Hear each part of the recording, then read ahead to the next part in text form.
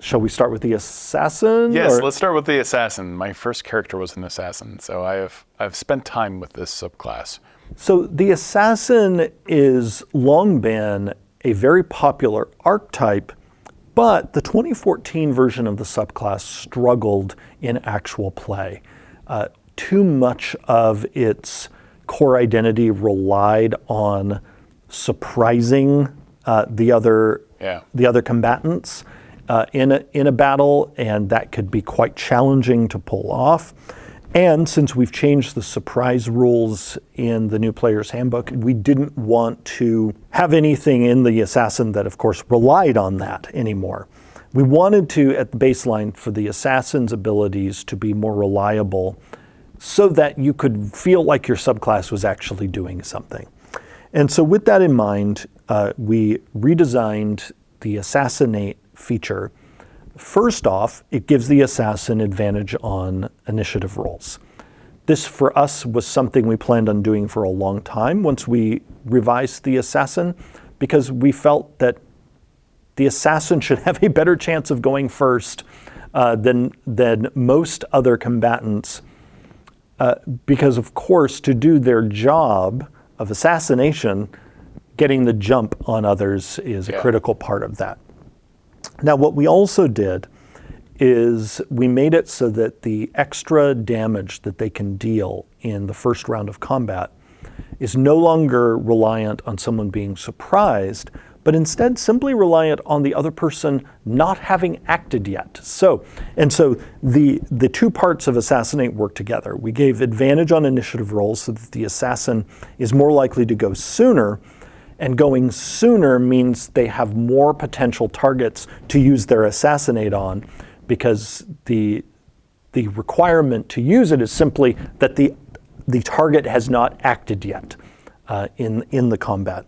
And we have found that in playtesting, this has achieved the goal of making the assassin actually able to use their core shtick reliably in most battles, unless the D20 is just totally cruel to them. Right. We also made a number of other enhancements, simple ones like in Assassin's Tools. We now not only give you the proficiencies that we gave you before, but now we also give you the tools themselves.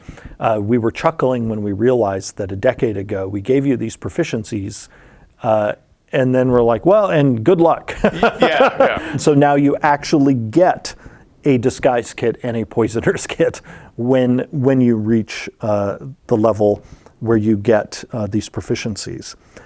We've also then, and this goes back to steady aim that we were talking about before, we've completely redesigned infiltration expertise so that it still includes some of the mimicry that the assassin was capable of before, to make it easier for them to socially infiltrate certain places where they might be hunting someone or something down. But we've also now made it so that they can use steady aim on the move. Most rogues, when they use steady aim, can't move for the rest of the turn because they are standing still as they line up an attack. The assassin, who, in the narrative you can often imagine would be in a sticky situation where they might need to be moving John Wick style as they are battling people. We wanted them to be able to line up their shots even while they're running across the room. Right. And to me, this is actually one of the most cool things in the assassin, just from a sort of cinematic standpoint. Right. Is imagining them doing this.